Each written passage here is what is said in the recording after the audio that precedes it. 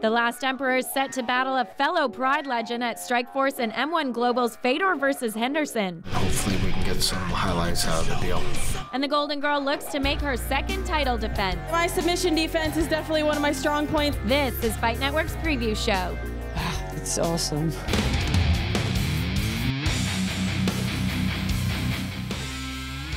Hi, I'm Sarah Davis, and you're watching Fight Network's preview show. We're breaking down the main card for Strikeforce and M1 Global's Fedor versus Henderson, which is set to go down this weekend at the Sears Center in Hoffman Estates, Illinois, just outside Chicago. Our MMA analyst John Ramdeen will join me after we take a look at two MMA legends as Russia and America collide in the cage. Fedor Emelianenko will throw down with the light heavyweight champion Dan Henderson.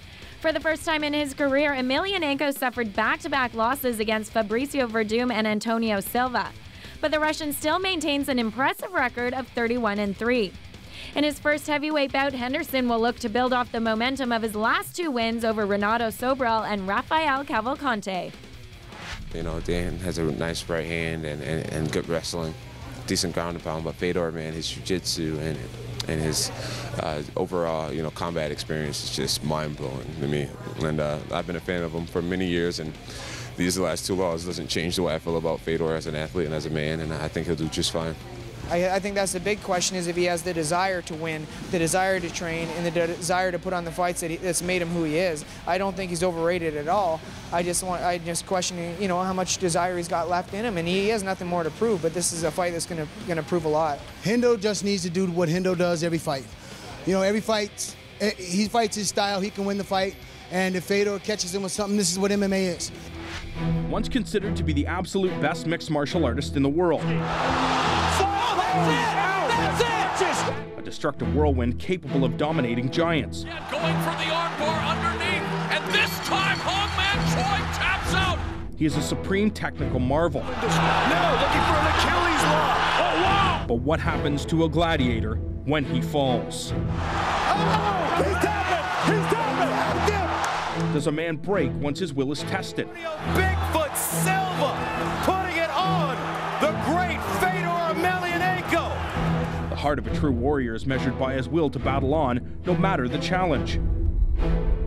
Mixed martial arts superpowers collide in a main event that is years in the making. Fedor Emelianenko returns to the battlefield since suffering back-to-back losses and encounters a difficult challenge in Dan Henderson, a man who has defied the boundaries of age in the sport of mixed martial arts. A lot of people thought I was done in this sport, and I'm a long ways from done. I'll be here for a long time. Having already faced a plethora of elite opponents in the past and coming out on top, Henderson continues to impress and maintain his status as a formidable competitor. Exiting the Ultimate Fighting Championship on a high note, Hendo made his way into Strikeforce, but dropped a unanimous decision to Jake Shields. And still champion Jake Shields.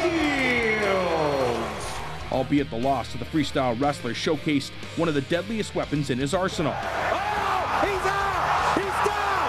The big right hand lands for Henderson, and he's on top of Jake Shields. The combat veteran went on to utilize this weapon of mass destruction in an important light heavyweight title eliminator. We christened your right hand the H-bomb, and it was bombs away tonight. The H-bomb, huh? Another right hand!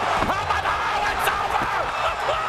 Subsequently, at the age of 40, he found himself challenging Rafael Feijoao for light heavyweight gold. I mean, it's not like it needs scouting. There it is, that right hand! Having already completed enough to earn legendary status, Henderson added one more accolade to his name. The H-bomb delivers the Strikeforce light heavyweight title to Dan Henderson.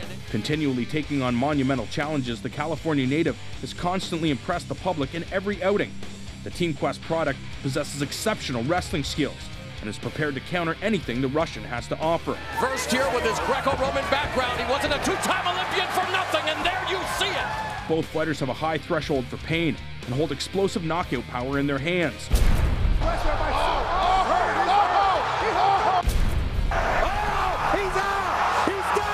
Henderson looks to topple Emelianenko in hopes of garnering more acclaim, while the Last Emperor attempts to adjust his career's trajectory with the win and recapture his aura. Our MMA analyst, John Ramdeen, looking slick, John. Now let's talk about somebody else that's bald, Fedor Emelianenko. He got rocked in his last fight with Antonio Silva with a cement fist. Now Dan Henderson, he's known for his knockout power. Do you think he can do the same to Fedor? I don't know about that. If anybody can do it, of course, it is Dan Henderson. He has not changed his game plan in it seems like a decade. The goal is to go out, try to land that big right hand on the chin of his opponents, but Fedor Emelianenko can take a lot of punishment. All you have to do is go back and look at that fight with Antonio Silva. He took a serious beatdown and continued to fight until the end of the round, but he wasn't taken out. So Fedor Emelianenko, very resilient, as we've seen over his entire career. Yeah, he's tough. Now, he's also known for his submissions. If he doesn't get one earlier in the fight, do you think he can go the distance with Henderson? Absolutely. I think Fedor Emelianenko has all the skills, he has the conditioning, and for this training camp, he was training with one of the best Russian boxers in Denis Lebedev, so he's going to be very prepared when for the fight standing, and if the fight goes to the ground, that's where he's going to want to capitalize, because Dan Henderson, as we've seen in the past, is susceptible to the submission, as is a lot of the Team Quest guys. So I think that's the game plan for Fedor Emelianenko. Try to get this fight down to the ground any way he can and try to lock in some sort of arm lock or a rear choke. I think that is his best option. But who do you think is going to win? God, I have no idea. Again, if Hendo lands that big shot, it could be the end of Fedor's night. But again, he's so resilient. He has great movement, and Fedor has awesome killer instinct. I think he'll be able to persevere and get the unanimous decision victory, or it'll be a split decision victory for Dan Henderson. Either way, I can't wait. Coming up next, we're looking at the women's welterweight title fight as well as a middleweight showdown. A war, huh? You know what a war is?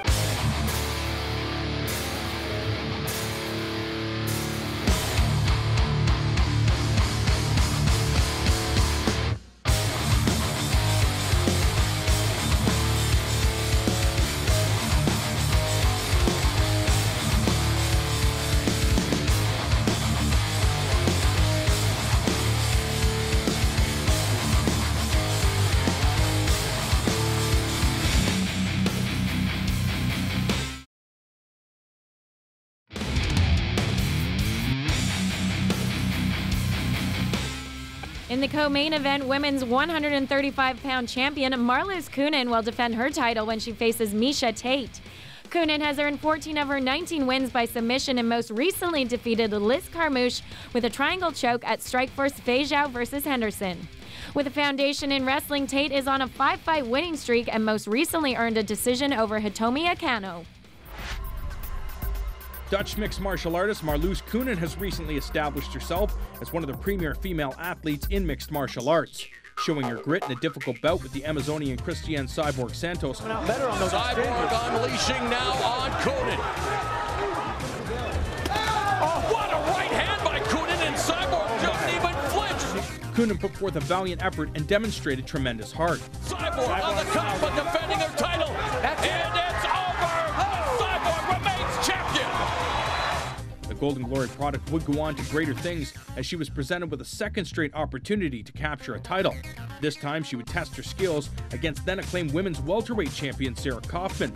Despite coming from a strong Thai boxing background, Coenen's ground game is what got her the gold. Marloes Coenen has just become the Strikeforce Women's 135-pound champion. Making her first title defense in what was a hard-fought battle against then undefeated Liz Girlzilla Carmouche, Coenen once again had her mettle tested, showing the perseverance of a champion. In a fight she has been dominated in, it's over! Marloes Coenen in dramatic fashion! Originally set to take place on March 5th, the women's welterweight champion returns to make her second title defense, and she'll do so against the fan favorite Miesha Tate. Surrounding herself with highly ranked training partners in the Team Alpha Male camp, Tate enters this bout improved, prepared, and looking to take advantage of the opportunity to secure a major championship. The Washington native earned her spot as the #1 contender after dispatching Finland's Meiju Kujula and Smack Girl veteran Hitomi Akano, both by way of decision in the Strikeforce 2010 women's welterweight tournament. Miesha, takedown, Tate! Out of action for nearly a year due to a knee injury, Tate will have to quickly wear off the ring rust as she prepares for the most difficult opponent of her career. Armed with a background in wrestling, she will utilize her skills to off-balance the superior striker in Coenen. However, if the bout does go to the ground, Tate will have to forcefully impose her ground and pound and avoid the champion's ability to submit off of her back. Positioned in the co-main event, this title bout is yet another opportunity for women's MMA to flourish on the mainstream. Coenen will look to defend her championship as she aims to commence a legacy in the welterweight category, but she will first have to oust a confident 24-year-old up-and-comer in Miesha Tate, who enters this contest with momentum on her side. In Marloes Coenen's last fight, she fought Liz Carmouche, who really dominated her with her wrestling skills. Now Coenen faces Miesha Tate, who also has significant wrestling skills. Is this going to spell trouble for the Strikeforce queen? Well, it depends. You go back and you look at the fight with Carmouche. I think Coenen really, she gave up a lot of those takedowns because she's so dominant off of her back. We saw that in the fight with Sarah Kaufman. She's very versatile with her submission game off of her back. So I don't think she was very concerned about Carmouche's takedowns. Whereas Miesha Tate, of course, she does have the wrestling background, but she also has the submission aspect, and that's going to be a big factor in this fight. I think it's an interesting dynamic that the Strikeforce female division has, the 135-pound division, and I think it's most important that Coenen gets a victory for the organization and the female division to progress. Former title contenders Robbie Lawler and Tim Kennedy are set to battle in middleweight action. The UFC veteran Lawler has lost 3 of his last 5 fights, but has won 15 of his 19 bouts by knockout. Kennedy has been victorious in 5 of his last 6 outings and most recently defeated Melvin Manhoff by rear naked choke this past March. In what promises to be a sensational middleweight attraction, former Elite XC 185-pound champion Robbie Lawler looks to rebound from his submission loss to Strikeforce middleweight torchbearer Jacare Souza when he meets dangerous former Army Ranger Tim Kennedy. Lawler, a reserved, soft-spoken Midwestern boy outside of the fighting surface, lives up to his nickname Ruthless when the cage door closes.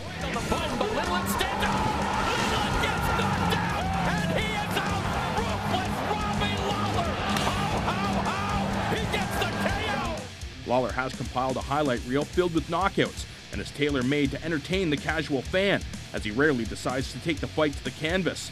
His destructive knockout power and granite chin separates him from most in the division, as he is able to inflict damage even while on the defensive. Lawler's noticeably beginning to limp now, and again, Manhoff continues overhead.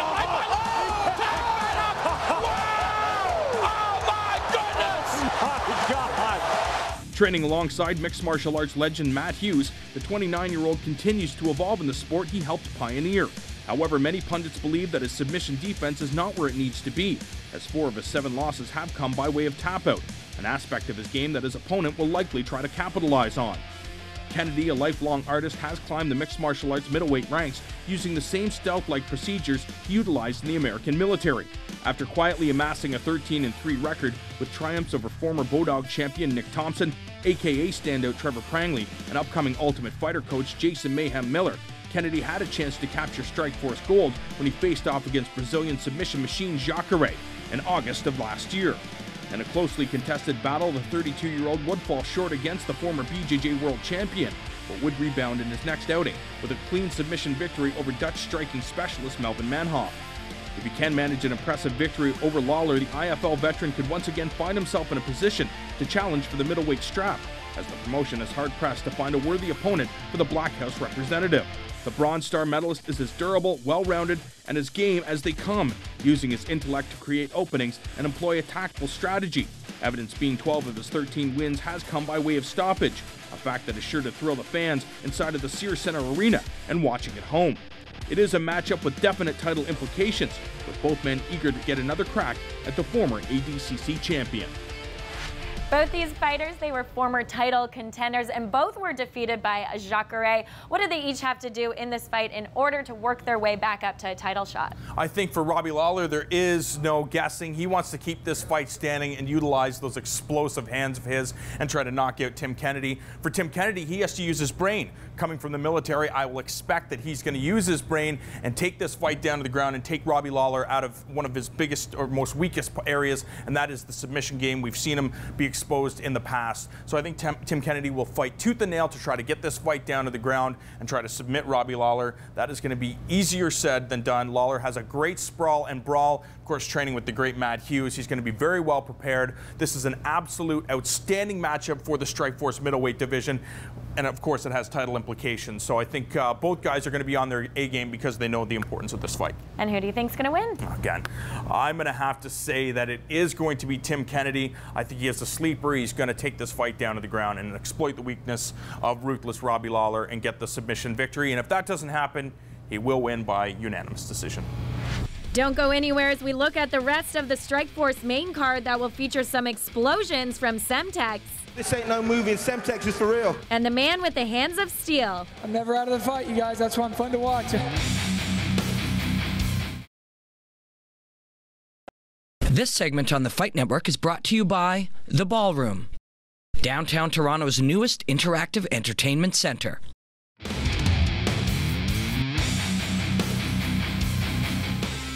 Known for his knockout power, Britain's Paul Semtex Daley will clash with unbeaten American wrestler Tyrone Woodley. Daley most recently lost to current welterweight champion Nick Diaz in April, but has won 4 of his last 5 bouts, as well as Strikeforce's 2010 Knockout of the Year.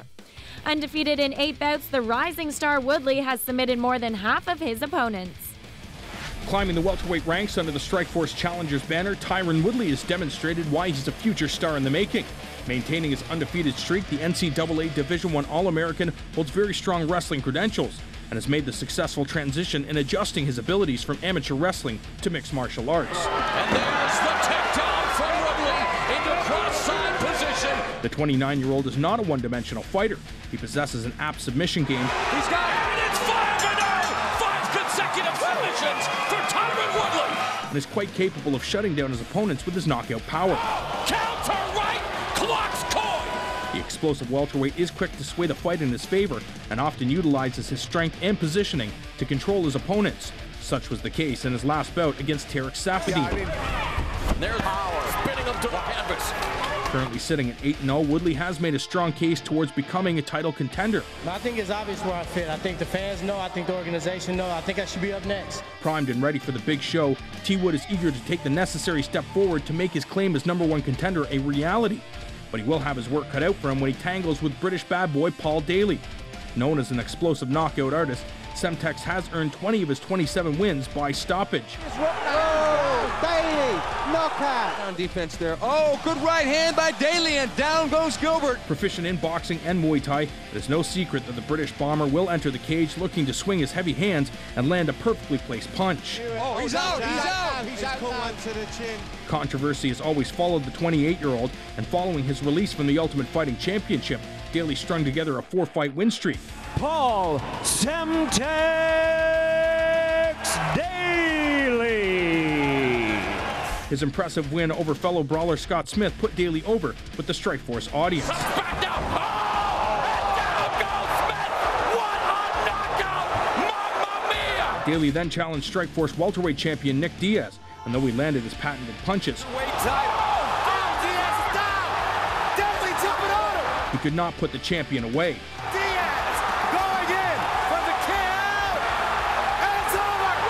The Team Roughhouse product returns to the cage to restart his journey back to the top of the heap. A rising star Woodley will be tested in a battle that will determine whether or not the hype is real, and where the winner could become the next challenger for the 170-pound strap. In a welterweight encounter, Scott Hands of Steel Smith faces Tarek Sponge Saffiedine. Smith has won 14 of his 17 tilts by knockout and made his welterweight debut at Strikeforce Henderson vs. Babalu, where he was brutally KO'd by Paul Daley. Saffiedine is coming off a unanimous decision loss to Tyrone Woodley at Strikeforce Challengers 13, but he won his previous 3 fights and has yet to be stopped in his MMA campaign. My ultimate goal is just to keep putting on exciting fights. So you get close to God. And there's, oh wow! A spinning back kick drops Scott Smith. Oh! And down goes Smith. What a knockout! For the first time in his career, fan-friendly fighter Scott Smith finds himself with consecutive losses and falling out of reach as a top contender.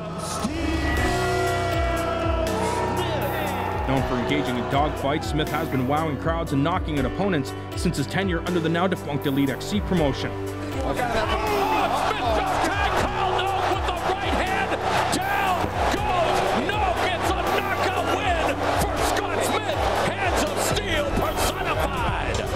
Also known as the Comeback Kid, Smith razzled pundits with highlight reel finishes under the Strikeforce banner. These two gentlemen. Oh, my goodness. Drop by Smith. Whoa. Holy cow. He pulled out another. Amazing. Hands of steel, Smith.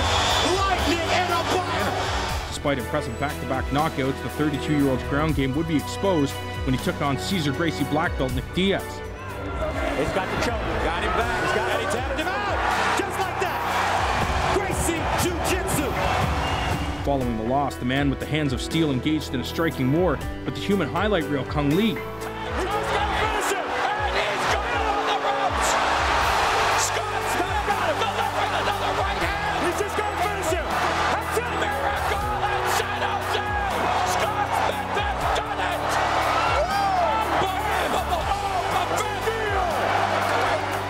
The rematch would signify the beginning of a losing streak that would rock the Nevada natives' foundations.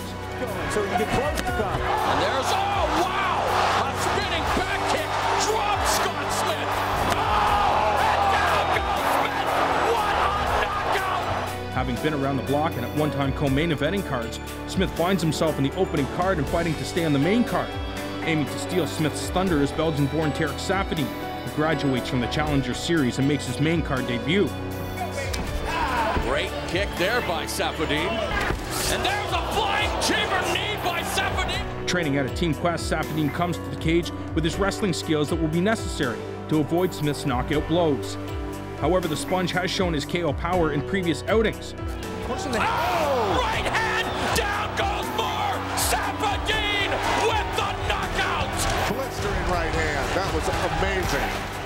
The 24-year-old will aim for a successful outing. If he can offset a former title contender like Smith with an impressive performance, he could find himself with a stable spot on the main card. While Smith is in a precarious situation, he's been known for upsetting the odds. After all, he is called the Comeback Kid.